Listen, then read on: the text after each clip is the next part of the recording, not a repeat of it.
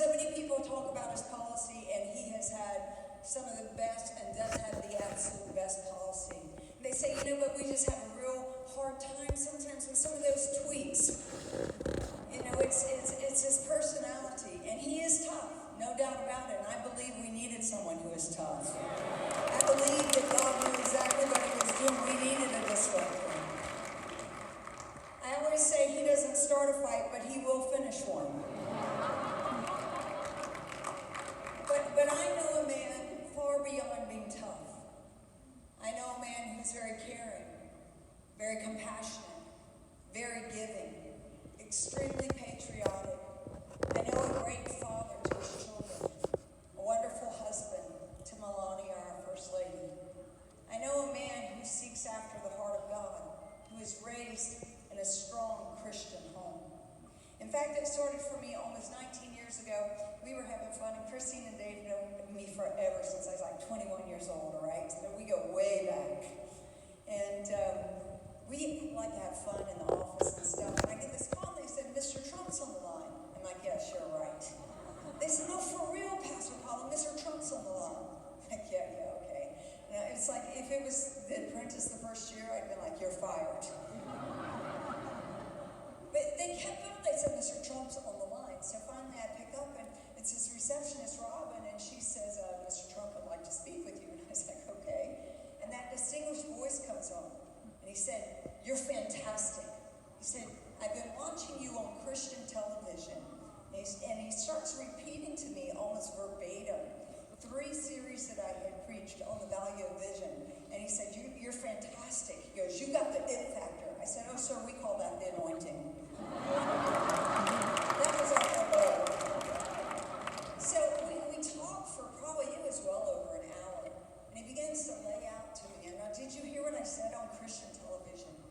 And I thought to myself, our church, we pastored a church at the time, well over 20-something thousand people. And I thought, man, he listens better than most of my congregation. And he can tell me, like I said, detail by detail. And then he starts going in how he loved how when his dad took him when he was young to Dr. Billy Graham's crusades, and how he would go see Dr. David Jeremiah, and I'm thinking, how's he know all these people? And he told me about Joel Osteen and how he's watching him on TV. I'm like, really? He said, yes, he's very hopeful. He cast a net of hope. And I'm just sitting there like listening, and he goes there and he said, did you know, and he tells me how he was confirmed Presbyterian, and how much it meant to him, how his mother was such a strong woman, a godly woman, how she would pray. He said, I got my flamboyance from her, but she was always praying. And then he told me how they went to Norman Vincent Peale's. And so many of us think of Norman Vincent Peale as just, you know, the like power of positive power of thinking, etc. But we don't really recognize that it was after the Depression when America was really hurting. And America was going through such a difficult time that Dr. Norman Vincent Peale came up, and during that time he brought hope to America by preaching the gospel with parables that were modern day, that would relate to people's everyday life. And our president would repeat to me his sermons over and over, and how impactful they were to him. And then he would tell me everybody he'd watch on TV. He'd watch from, I mean, he loved watching, of course, Dr. Billy Graham, but he loved watching Jimmy Swaggart. And I'm thinking to myself, okay, Dr. Billy Graham, Jimmy Swaggart, Paula White. I said, he loves the Spirit of God. And here I'm thinking theologically, the grace of God, hell and fire and brimstone, and I'm right somewhere in that middle. So, and he was just full, and he'd ask me so many questions, and he told me about, you know, some things that they're real personal. It just how, like all of us, sometimes we move a little too far to the left, or get off center, or get off course, and how important it was for him to be grounded in God. He said, are you ever up in New York? I said, well, I am actually. I do Bible study for the New York Yankees. Of course, that's when we were just winning nonstop, World Series and everything. He said, well, would you come by? So I stopped by, and he has an open door policy. So when you would go to Trump Tower, it was really cool. It didn't even have the glass wall at that time, because you walk in, the reception is there. And it's amazing because everyone that worked there, I became very close with their staff, his children. And it's the same people that work there. Meredith is right.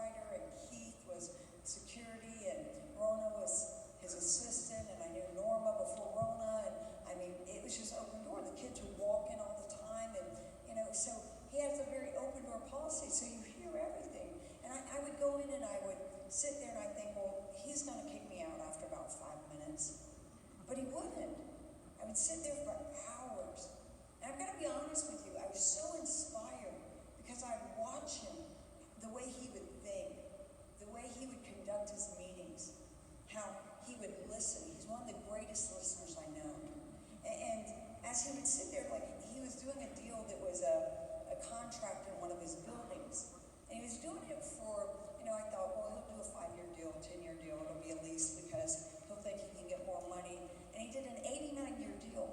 And he's like, he goes, look, kids have so much money. He goes, 89 years. He goes, it'll be for the good. And it just going on. And I said, why? Like, I want to know why he thought like that. He said, Paula, it's all about legacy and lineage. And I thought to myself, he thinks more kingdom-minded than most preachers that I know. In fact, he was telling me about one of the biggest changes of his life. Someone had come in and pitched to him a very big situation that would be actually life-altering for him. And they pitched this idea to him, and he loved the idea. And so he said, yeah, I like that, let's do it. It wasn't like they were paying him big money or anything. He was worth $6 billion, but it wasn't like they were paying him big money. And he shook his hand, Sammy, and he said, let's do it. And so afterwards, he calls his agent goes, absolutely no. He said, if you do this, it's disastrous. It's career killing. You cannot do it. He goes, but I shook his hand. I mean, I'm there, and he goes, but I shook his hand. And that's our president. You see, it's not just a slogan of promise made, promise kept. When he tells you yes, his yes is his yes.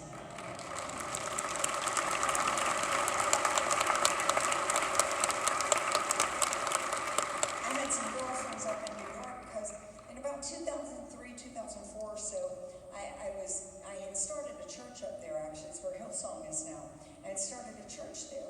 And we were up there all the time, and I was staying in the hotels, and it was always expensive in New York. And I said, it gets expensive up here. He goes, I've got a place. I said, sure you do. You're Donald Trump. You've got lots of places.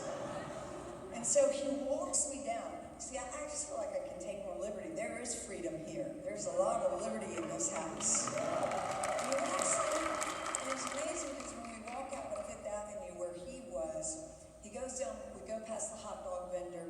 He knows his name, starts the conversation, talks to him about, hey, I forget his name, but he knew his name. How's your wife doing? And then there's this construction they're working on, and all the guys stop and, hey, Trump, and he starts talking about to him and telling him how to do the architect on it and certain things. And I mean, just amazing about every detail and how he cared about people. So we walk into this building, and I still own that place, that condo apartment. It's not a shabby place. God made a way. Still own that place to this day. And Dave, you know what? I've owned it since 2004. 2004, yeah, maybe 4. So 16 years. We've not had one single staff change except for one doorman. Not one single staff change. Same receptionists, same janitors, same security, same management, same everything. Why? Because that tells you a lot about who this man is.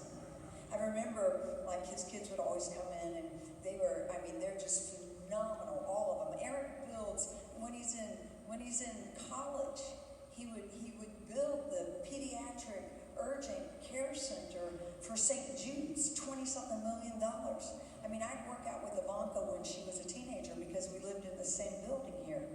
And he would start telling everybody that I'm his pastor. This is my pastor. I mean, guys, name calling didn't just start now. I mean, I was his pastor when he would call some people some things way back, all right? And, but it was amazing, the different attitude, because everybody would say, hey, could you see come on my show and say, can I get him on my show, etc. So I had some girlfriends up, and we went into his office, and they said, we really want to meet Mr. Trump. I said, oh, sure, come on by. And so we brought him in. One of them her brother has one of the largest churches in this nation. And so she comes up, and I take her friend, one of my best friends, Deborah, and she's talking to this sister of one of the pastors in the nation. right direct. It's like, hello. He said, how's their marriage? I mean, it's not even like, how's your church doing? He goes, how's their marriage? And I'm like, kind of like, you don't ask that the first question. And he looks at him, and I'm kind of turning red here because I'm like bringing my friends up here, and he goes, are they really in love? How's their marriage? Do they really love each other? And yes, sir, they really love each other. They absolutely do. He goes, good, because we can't afford to lose another one to the kingdom. And then he turns around to my friend Deborah. He goes, now what do you do? And she goes, well, sir, I have a ministry to the prostitutes. I go out on the street to girls who've been trafficked and are selling their bodies or doing something for crack or cocaine and, et cetera. And she's telling how she evangelized the street. And before she could even stop, he goes, Rhonda, bring me my checkbook.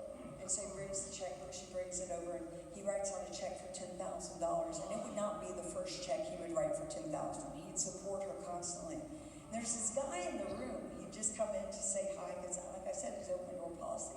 This guy in this room, he comes in and he goes, you need to write $10,000 too. I mean, he shakes him down right there. He goes, no, this is real ministry. And I've seen it over and over. I was in the car with them. The Lord spoke to me and said, never take a dime from him. And God spoke to me early on and said, in 2000, and what is 19 years ago, so whatever it was, he said, show him who I am.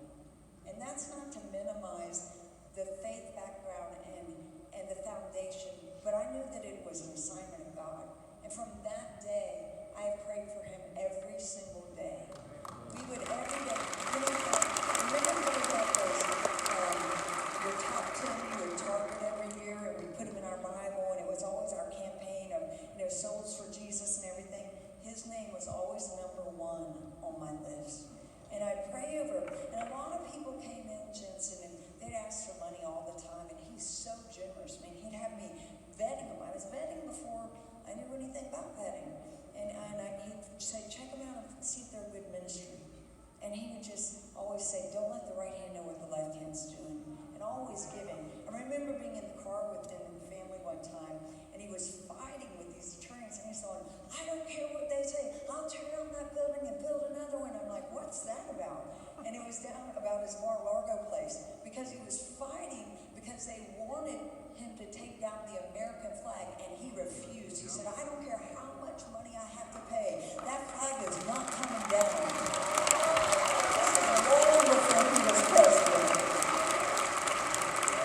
I can tell you a story about your story. His kids are amazing. You tell a lot of our kids, but I love this because we laugh about it now. Every single day he'd line his children up when they were little, and they'd get lunch every day, because they always lived in the building there, and so he'd line them up, and he'd give them their lunch, and he'd say, 3 things now, 3 things. No smoking, no drinking, no drugs. Say it with me. 3 things, Bishop Harry. No smoking, no drinking, no drugs, right? And Eric would go, but Dad, I'm only 5 years old. And his kids are absolutely amazing. In fact, they will be in 70 cities this week alone campaigning for their father. From Tiffany to Eric to Laura, to Wanda to Don Jr., every single one of them. If Barry was old enough, he'd be out too. Trust me, Barry says my dad needs to be president. And so, not only does people talk about his policy, but this is a good man. This is a man that loves God. This is a man that loves family. And this is a man that loves our country.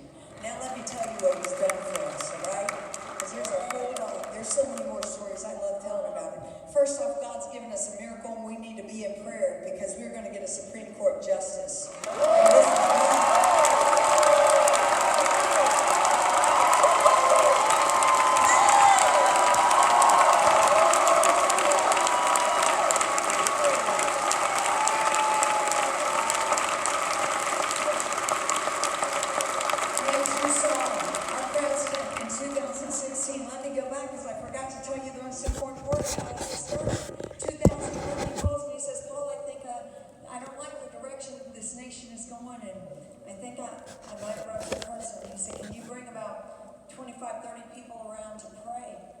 so I did,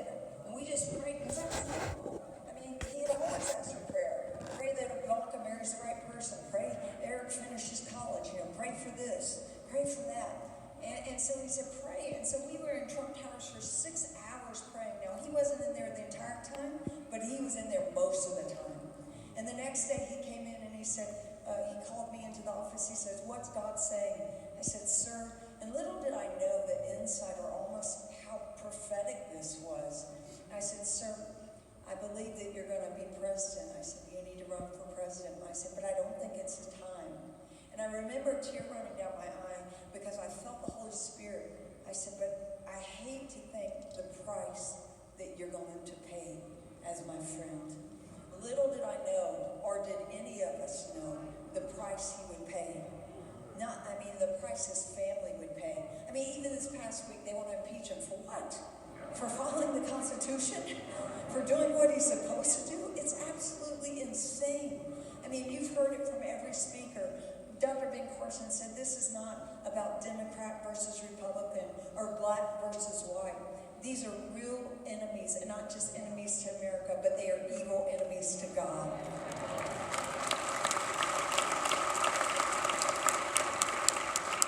So not only will we get a Supreme Court justice in the next 47 days, all right? It'll be the third one. I'm speaking it in Jesus' name. It'll be the third. But he's also changed the lower courts. Immediately when he recognized that there were 200 and something vacancies, he's put over 220 in the lower courts. We have changed the second court, the second appeals, federal appeals, the third federal appeals, and the 11th circuit. We have changed 3 of the lower courts just by almost changing a third of the lower courts. By 220 something conservative, constitutional, originalist. You don't hear what I'm saying. Judges that have been put in. That affects our everyday life. This president has lifted over 5.6 million people off of poverty. Not only has he lifted 5.6 million people out of poverty and off of food stamps, but you've heard what he's done with prison reform. With our first step, 90% of people who have come out of incarceration, and you want to talk about why they were in there, Biden's going to have to answer to that, because along with Clinton, they were the ones that did the tough drug laws. They were the ones that put people away for 30 years for 3 ounces of marijuana. They were the ones that hit it the hardest. And listen, when we look and we wanted to transform things, because I was in every one of those meetings. That started at a table with Sammy Rodriguez when we were up there having dinner with Ivanka and Jared and President, because Melania was still back with Barron, and so we all just have a small dinner together, 30 of us. And Sammy said, if every church adopted a prisoner, we would lower the recidivism. Jared called me the next day and said, could we really do that? I said, absolutely we can. I said, we can make the difference. And it started from there. But do you know the community most affected? 90% who have been released from prison are minorities. They are black and Hispanic, but predominantly black. So when we look at this, we say prison reform. Then we start looking at things like PPP. I remember when he called me in on March 11th, he said, Paul, I want to make the churches essentials. We've got to keep the churches going because this is going to be a difficult time. And when they built the PPP, there's been over 5.2 million loans that have gone out. But he said, we cannot leave the churches out. He said, we've got to make sure that constitutionally the churches are protected and that they do not shut down, and that their payrolls are able to continue to go. Let's keep looking at it. Look at what he's done with opportunity zones. With just a stroke of the pen, with job acts and tax cuts, what he was able to do was create opportunity zones that has put over $100 billion into the most distressed communities and the vulnerable communities in rural, urban, suburban, and tribal. What has he done? What Todd talked about, Center of Faith, Opportunity Initiative. And see, every other president, not even all of them, but some had a faith office with a director. Not him. He said, we're going to have faith directors in every single department, and every agency has to also have someone who represents. Do you understand how many billions of dollars are going to people of faith and fighting all around the world? USAID all over the world. We're looking at HHS. We're looking at energy. We're looking at farmers to family under USDA, which has literally done the last 8 months with $4 billion, over 100 millions of food boxes that have gone to people mostly through houses of worship. This is what our president has done. We're looking at human trafficking, different human smuggling, human trafficking.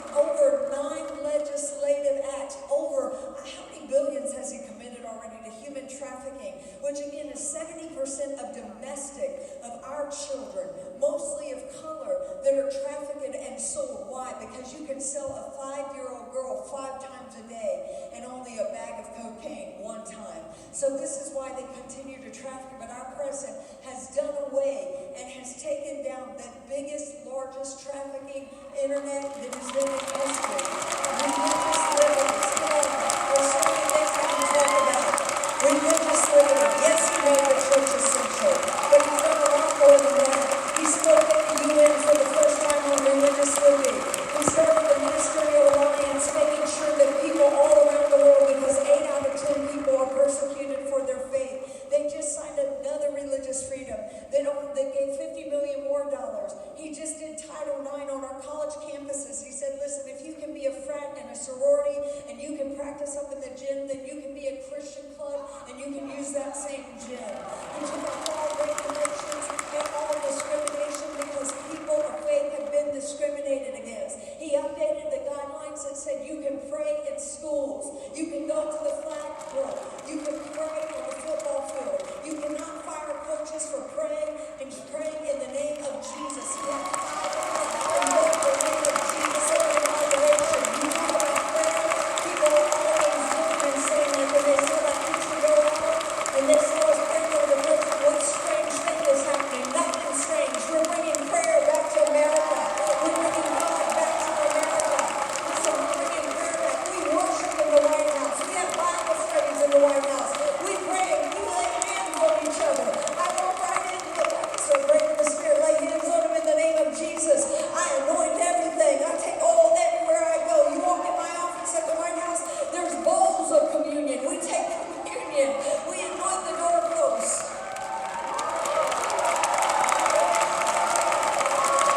We believe you hear him. We don't worship government. We worship God. Let me keep on real quick. What he's done for mental health care. Israel. He said, removing the embassy. I was there the day he made the decision. He said, not only are we removing the embassy, we recognize Jerusalem as the capital. He did it under budget. They said it can't be done. Of course he did it under budget. Then he recognized the Golan Heights. Now he signed the Abraham Accord. Did you know that we give $4.2 billion to Israel every single year? Get excited about some of these things. When they were defunding it, come on, he was taking ISIS, he's pretty much done away with historical black colleges. He said, we don't want this for 1 year. They kept coming in and begging. He did 10 years, the most money ever given to historical black colleges. School choice. He said, we are not going to be bound by these unions, but we believe that parents know what is best, and a child's destiny should not be determined by their zip code. We believe that parents know what is best for their children, and we stand for school choice. He's done so much for it. Otto Warmbier, he called us up. We were down in Fort Lauderdale. We were doing stuff with the Bahamas. He goes, Paula, where are you? I said, we're in Fort Lauderdale. He goes, can you be up by 5? It was like 11 o'clock. John runs and gets me a dress, gets my hair done, gets me showered real quick, gets me on a plane real quick. And he said, I want you to do a service. If you don't remember, Otto Warmbier was the young man that was beaten to death in North Korea. Not under Obama, not under anybody else. Our president brought his family back. Our president was the one that made sure that that family and all the college students that he went to school with, that he spent hours and hours, gave them a tour of the White House, said, I'll fight hard. We will not allow these injustices. Our president was the one that freed Andrew Brunson from Turkey.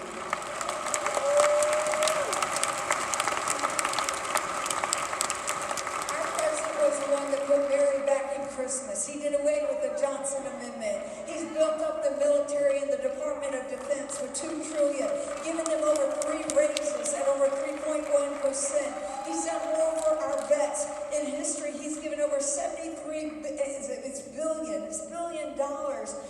He has done the telehealth, everything you know for the grants. The USMCA, United States-Mexico agreement, has done over $68 billion, 176,000 jobs. He's removed regulations. For every one rule, he's cut regulations by 8 steps. So if it took you 10 steps to build a bridge, it only takes you 2 steps now. He's done paid family leave, child tax credit, $2,200